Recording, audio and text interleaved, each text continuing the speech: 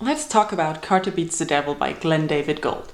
But before I can tell you what this book is about and my thoughts on the book, I want to tell you the story of the book and I.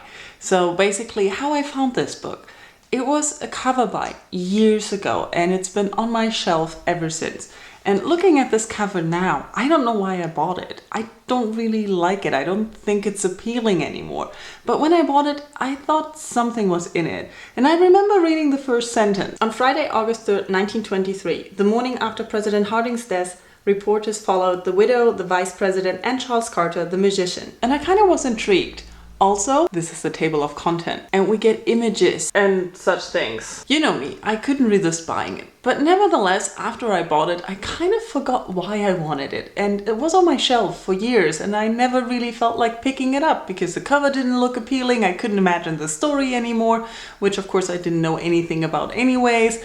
And yeah, the only thing actually that had me thinking positive of the book was Sarah from Mother Effing Books, because every time I talked about the book in the TBR pile video, she said, read it, it's funny. And she was right.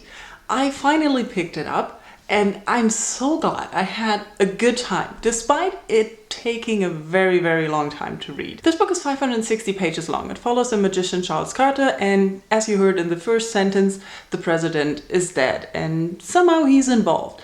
This whole book is sort of a historical story of the magician Charlie Carter and the events happening in 1923 after the death of the president.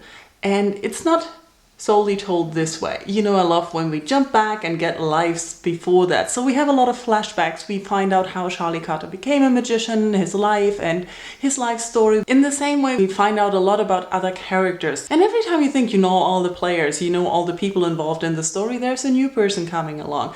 And this is what I liked about the book. It was endless and slow. But every time you were like, I know what's going to happen. There was a twist and a turn and it went in a completely different direction. I really don't know how to describe this and I don't want to give away spoilers, so I'm not going to tell you a lot about it. What really had me intrigued in the book and had me interested were the characters. The writing was very well done. It is not very fast paced, I have to tell you that. It took me almost a whole month to read, but it's very descriptive. A lot of the magician shows are described in quite a lot of detail and it is fascinating to read about his life and how he deals with things. It's not 100% accurate and historical. It's a blend of historical events and fantastical imaginary events. And I think it's very well done. I really enjoyed it. And despite it being so long, that's why it's not a super great book, but the story is captivating, the characters are likable, the things that are happening have you at the edge of your seat sometimes and relaxing back at others when you're watching the shows. And I don't know, I'm babbling about this book, so if you have read it, tell me in comments if you ever thought about reading it, heard about it. Let's talk about Carter Beats the Devil. Thank you for watching and bye bye.